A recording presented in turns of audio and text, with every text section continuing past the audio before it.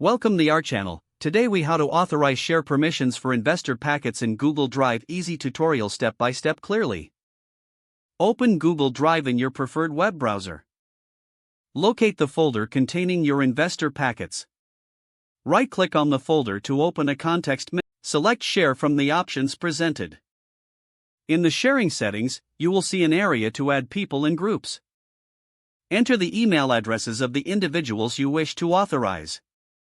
Ensure you set the appropriate permission level from the drop-down menu. You can choose from viewer, commenter, or editor permissions. If you want to notify recipients, make sure the box is checked. Add a personal message if you wish to provide additional context.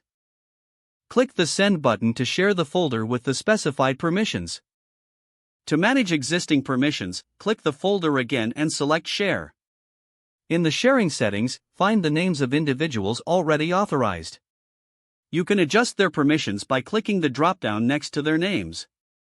To remove someone's access, click the X icon next to their email. For further control, you can change link sharing options at the bottom. Select anyone with the link if you want broader access.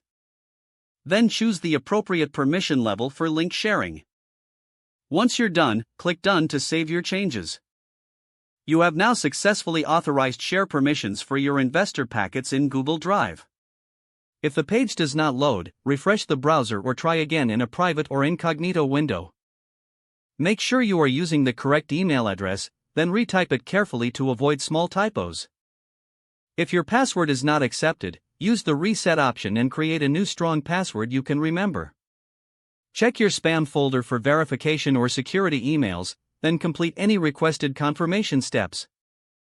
Enable two-factor authentication if available to improve account security and reduce unauthorized access risk. After signing in, review your profile details so your contact information and settings are accurate and current. If you see an error message, note it down and try again after restarting your device and internet connection. Log out when you finish, especially on shared devices, to keep your account and payment information secure. If the page does not load, refresh the browser or try again in a private or incognito window. Don't forget to like this video and subscribe to our channel for more step-by-step tech guides.